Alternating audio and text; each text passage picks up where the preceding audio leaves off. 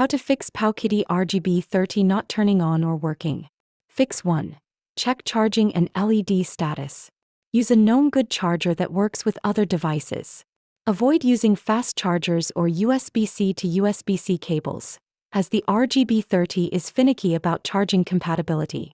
Try using the cable that came with the RGB30 or a certified compatible cable to ensure proper charging. Make sure you are connecting the charger to the correct charging port, not the OTG port. Try rotating the USB-C connector 180 degrees to see if the LED lights up. When plugged in, the LED should indicate charging red, orange, or green. If no LED lights up, the issue could be with the charging circuit or the LED itself. Fix 2. Unplug and reconnect the battery. Use a small screwdriver to remove the screws on the back cover.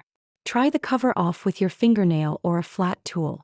Look for a small white connector labeled BAT and unplug it from the motherboard.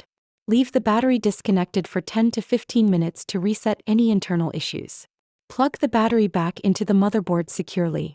Press the power button to see if the device responds. Fix 3. Address possible charging circuit issues. Plug the device into various power outlets or computers to rule out issues with the charging circuit. If the original cable is faulty, switch to a high-quality cable that is known to work with the device. Ensure that the device is not in OTG mode by charging it through the correct port and checking the power light for any changes. Fix 4. Fix the CPU connection advanced solution. After removing the screws and back cover, locate the CPU inside the device. If the CPU or surrounding components are loose or disconnected, press them down gently to ensure proper contact. If the CPU pins are not connected to the circuit board properly, using a heat gun to warm the CPU may help re-establish the connection.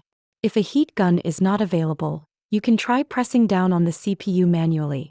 If pressing down the CPU works but you cannot resolder or use a heat gun, place some double-sided tape on top of the CPU to keep it pressed down when you close the back cover.